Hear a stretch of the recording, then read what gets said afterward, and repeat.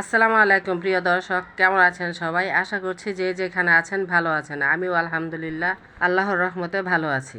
যে যেখানে আছেন সবাইকে আমন্ত্রণ জানাচ্ছি আমার আজকের এই ধুন্দুল রান্নার রেসিপিটি দেখার জন্য। আশা করছি আজকের এই রেসিপিটি আপনাদের কাছে ভালো লাগবে। আমি এখানে 600 গ্রাম ধুন্দুল নিয়েছি। ধুন্দুল কিন্তু বেশি বাড়তি হলে খেতে ভালো লাগে না, তার জন্য কচি ধুন্দুলগুলোই নিতে হয়। এই যে আমি একটা পিলারের সাহায্যে ছিলে নিচ্ছি। আপনারা চাইলে বটি বা পিলার দিয়েও ছিলে নিতে পারেন। আমি তো এই সবজিটার একটা নাম দিয়েছি ঠকানো সবজি। তার কারণ হলো এই সবজিগুলো যদি 1 কেজি পরিমাণে কিনে নিয়ে আসে রান্না করেন তাহলে 1 বাটি সবজি হয়ে যায়। বড় জোর বেশি হলে 4 থেকে 5 জন মানুষ একবেলা খেতে পারে। রান্না করার পরে মিশে অনেক কমে যায়। অতিরিক্ত গরমের মধ্যে ধুন্দুল, জালি, পেঁপে, লাউ এই সকল সবজিগুলো আমাদের স্বাস্থ্য ও পেটের জন্য খুবই ভালো। ঠান্ডা সবজি এগুলো। যাই হোক, কথা বলতে বলতে এই যে ধুন্দুলগুলো কাটা হয়ে গেছে। আমি একটু বড় বড় করে কেটে নিয়েছি, কারণ রান্না করার পর দেখা যাবে মিশে একদমই ছোট হয়ে গেছে। আর এই সবজিটাকে আমি কেটে নেওয়ার পর ধুয়ে নিচ্ছি, কারণ কাটার সময় দেখলাম যে অনেকগুলো কষ বের হচ্ছে, একদম পিচ্ছিল্য পিচ্ছিল্য। মাছগুলোকে আমি অফ ক্যামেরায় লবণ আর লেবুর রস দিয়ে ভালোভাবে ধুয়ে নিয়েছি, তাও এখন একটা ধোয়া দিয়েছি। মাছগুলোর মধ্যে পরিমাণ মতো হলুদ ও লবণ মেখে নিচ্ছি। 5 মিনিটের জন্য রেস্টে রেখে দিব। মানে প্যানটা গরম হতে হতে যতক্ষণ সময় লাগে এর মধ্যে হয়ে যাবে, যেহেতু ছোটো ছোটো মাছ। যে প্যানের মধ্যে পরিমাণ মতো তেল দিয়ে প্যানটাকে গরম করে নিয়েছি, এবার মাছগুলো দিয়ে ভেজে নিব।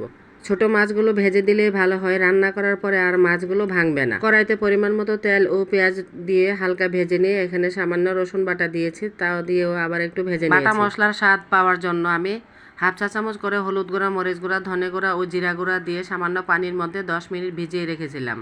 সেই মশলাগুলো দিয়ে খুব ভালোভাবে কষিয়ে নিয়েছি।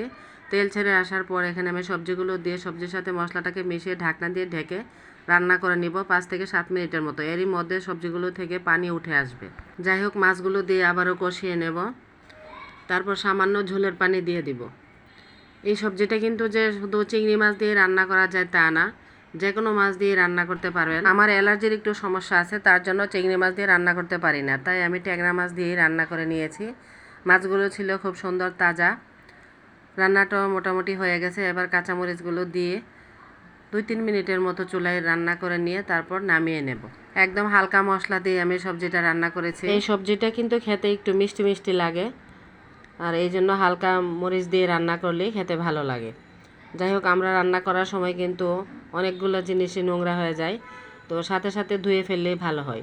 যদি রেখে দিয়ে পরে করব তাহলে এই জিনিসগুলোতে ময়লাটা শুকিয়ে যায়, তাহলে ধুইতে অনেক সময় লাগে, আবার পানিও খরচ হয় অনেক বেশি। আমি সব সময় রান্নার ফাঁকে ফাঁকে জিনিসগুলো ধুয়ে ফেলি, কারণ জমা করে রাখলে পরে অনেক সময় লাগে। আমার প্রিয় দর্শকদের কাছে আমার একটা রিকোয়েস্ট, প্লিজ এখনও যারা লাইক দেন নাই, একটা লাইক দিয়ে ভিডিওটি কন্টিনিউ করে, যদি ভিডিওর কোনো অংশ একটু ভালো লেগে থাকে তাহলে সেই অংশটির জন্য হলেও আমার চ্যানেলটিকে সাবস্ক্রাইব করে আমাকে সাপোর্ট করে যাবেন। আর অলরেডি যারা সাবস্ক্রাইব করেছেন তাদেরকে জানাই অসংখ্য অসংখ্য ধন্যবাদ। আর ভিডিওটি যদি একটু বেশি ভালো লেগে থাকে তাহলে প্লিজ বেশি বেশি করে শেয়ার দিয়ে ফ্রেন্ডস ও আত্মীয় স্বজনদের দেখার সুযোগ করে দিবেন। এই যে তরকারিটাও হয়ে গেছে, চুলা থেকে নামিয়ে নিয়েছি। আবার কথা হবে পরবর্তীতে অন্য কোনো নতুন ভিডিওতে। সেই পর্যন্ত সবাই ভালো থাকুন, সুস্থ থাকুন, সেই কামনা নিয়ে আজকের মতো বিদায় নিচ্ছি। আল্লাহ হাফেজ।